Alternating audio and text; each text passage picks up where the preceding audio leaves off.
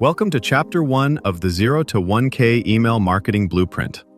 In today's episode, titled Launch Your First List, the 3-Step Starter Blueprint, we're going to help you choose the perfect email service provider that aligns with your goals. So, whether you're just starting out or looking to refine your approach, let's dive in.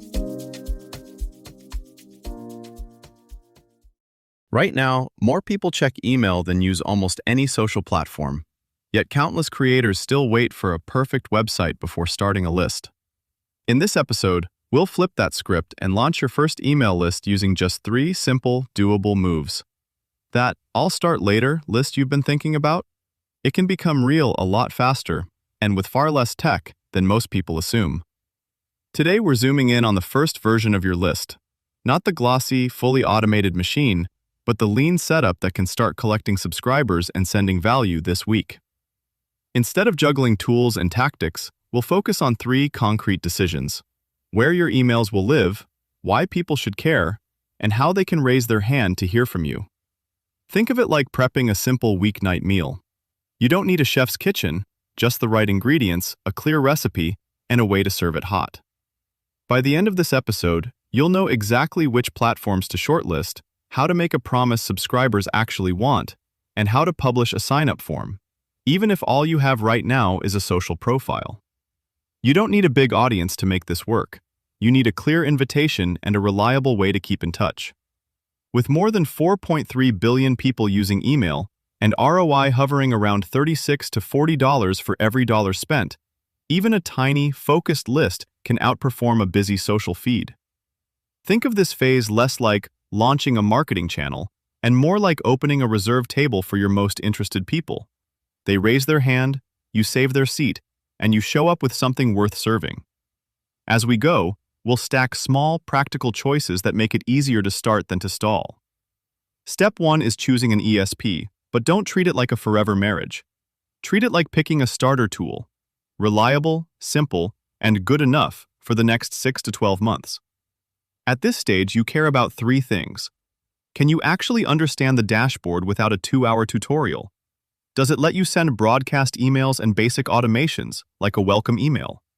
Is it priced so you won't hesitate to keep it when you're not making money yet? Most modern tools offer a free tier to a few hundred or thousand subscribers. Start with one that feels intuitive on first click. If you feel lost inside the interface in the first 10 minutes, that friction will quietly delay every email you intend to send. Once the tool is picked, the real asset isn't the tech, it's your ongoing promise. A vague "get updates" message won't move anyone.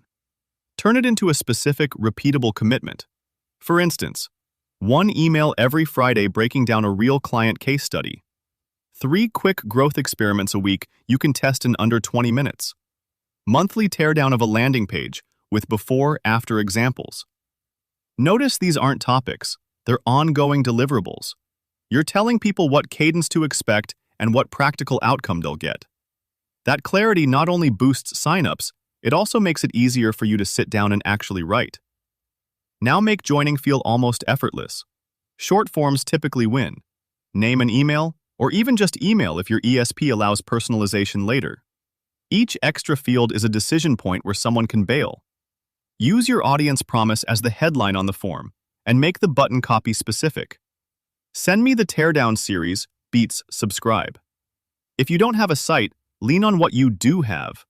A standalone landing page from your ESP, the link in your social bio, a pinned post or highlight walking through why the list exists and who it's for. Then, when the first person subscribes, don't wait for many. Write to that tiny group like VIPs from day 1. The habit you're building now, showing up consistently for a small, specific audience, is the same habit that will make a much bigger list profitable later.